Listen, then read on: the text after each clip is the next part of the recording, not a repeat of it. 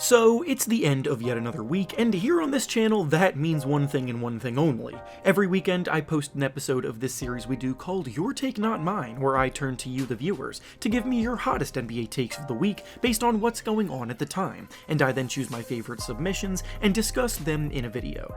This week, a lot, and I mean a lot, went down with several massive trade rumors gaining traction, the trade deadline quickly approaching, more top-tier performances shaping some of the awards races, and so much more. So of course, we have plenty to discuss. In order to submit your takes, I make a community post on either the day of or the day before the video, similar to the one that you see on your screen now, so if you want a chance to be featured in a future episode, be sure to stay on the lookout for that.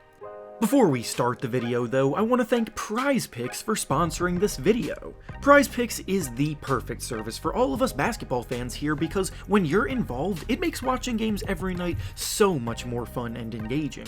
Basically, it's an application that provides you with lines on all kinds of individual player props, such as points, rebounds, assists, and three-pointers made amongst others, and you simply have to choose whether you believe they will record over the set amount in the line or under the set amount in the line. Make your selections, wager however much you want to, and if your picks hit, you can win some big money. For some picks I'm looking at making for today's slate of games, I'm thinking of going with Trae Young to dish out over 8.5 assists, Robert Williams to score over 9.5 points, and Kevin Huerter to make over 1.5 threes. If this sounds at all intriguing to you, then go use the link down in the description of the video to sign up today, and use promo code REFERENCE to receive a 100% deposit match bonus up to $100. Once again, thank you to PrizePicks for sponsoring this video. Now let's get back to the topic at hand. The first take we'll be discussing today comes to us from Majin, and he says that the Celtics are actually on their way to figuring things out lately, and could get themselves back into legitimate contention. So there are a few obvious teams that stick out as the ones that have underachieved this year compared to the expectations that they entered the season with, and the Celtics are definitely one of those teams. They've been hovering in the realm of the play-in tournament the entire season. They've suffered some terrible losses along the way, they've been inconsistent, and their star man Jason Tatum's having a down year compared to the standards he set for himself in prior years.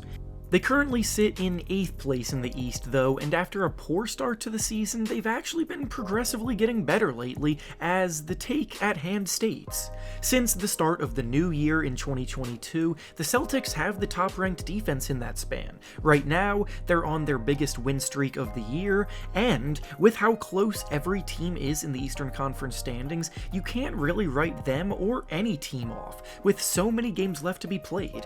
The Celtics, as I said, are in 8th place, but they're only 5 games back of 1st place, which really isn't that big of a gap at all. Every team in the Eastern Conference playoff picture being within 5 games of each other means the standings are going to shake up a ton on a weekly basis, and if the Celtics defense continues to perform like this, then they're as much of a threat as anyone. I will say that offensively, I'm still not convinced they have enough to make a deep run, as their tendencies to rely on Tatum and Jaylen Brown to create so much has proven to be a recipe for streaky results at best, but we'll see what they do before the trade deadline. They've been shopping Dennis Schroeder for a while now, so if a move with him is made, they could possibly propel themselves a little bit further. The next take we'll be discussing today comes to us from Peter, and he says that Daryl Morey is doing the right thing with how he's approaching the Ben Simmons trades because of the amount of stars that now look like they could be available in the summertime. This is a topic I've been discussing on the channel for months now, as any of you who are regular viewers of my videos can attest to, and throughout this entire span, I've said that it's insane to expect Morey and the Sixers front office to rush this process. The trade deadline is always when teams get the most desperate because based on how their seasons go, they're either gearing up for a playoff push and willing to overpay for an asset to help elevate them, or in this case, their season could be crumbling and they realize that they're closer to likely end up rebuilding than making an actual run. Once this realization sets in for teams, they start to become a lot more willing to sell off their players, and we've seen countless examples of this already this season. Before the the year, there wasn't a chance in hell that players like James Harden, Damian Lillard, Bradley Beal, or De'Aaron Fox were available to be traded for, but now that's no longer the case. James Harden is the most recent example of a player unhappy in the situation he's in, and with him hitting free agency this summer, the Nets risk losing him for nothing if he chooses to sign elsewhere, so obviously they're now forced to consider the risk-reward trade-off of trading him now. The Trailblazers entered the season hopeful like they always are, but their season has also crashed and burned pretty early and are already in sell mode, having traded away Norman Powell and Robert Covington, with a CJ McCollum trade also reportedly possibly on the horizon, so with a rebuild for them coming soon, Lillard's time might be approaching its close as well. The Wizards are another team experiencing turmoil in the locker room. Beal once again is reportedly not happy with the state of the team. He's struggled to mesh with Spencer Dinwiddie in the backcourt, and he could be on the move too.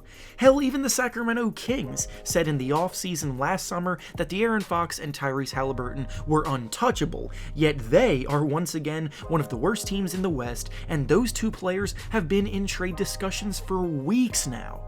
I understand the frustration with waiting it out like this, but Daryl Morey was absolutely correct to do so, because if he were to have just accepted the first offer thrown at him for Ben Simmons, which was an offer from the Pacers featuring Malcolm Brogdon, he would have missed out on this golden opportunity now presenting itself. And finally, the last take we'll be discussing today comes to us from Unlimited Range, and they say that while everyone is calling LaMelo Ball the biggest all-star snub, it was actually Jarrett Allen that got snubbed the hardest. LaMelo Ball is a bigger name, he's got the massive fan base and fun style of play, and obviously fans are going to flock to that, so while it is disappointing to see that LaMelo was not announced for the reserves of the All-Star game, I don't necessarily disagree with it, as I also left him off of my choices when I released my video picking who I thought deserved to make the game this year. This leads me to why I completely agree with this take at hand, because Jarrett Allen 100% should have made the All-Star game over Chris Middleton. I don't know how we got to this point, but Middleton seems to now be a guy getting the nod here because of his reputation, instead of his merit for the season. The Bucks and Cavaliers have basically the same exact record right now. Middleton's production is down across the board from what it was last year, and Jarrett Allen's impact on both ends of the floor, especially defensively, deserved recognition as the final frontcourt selection for the All-Star game.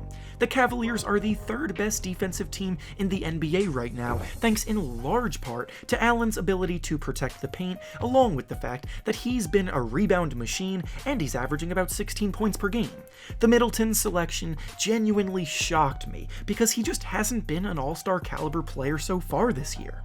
And with that being said, that's all I have for you today. Make sure to like the video, subscribe to the channel, and comment down below what you think about the takes that we discussed. Thanks for watching, and I'll see you all next time.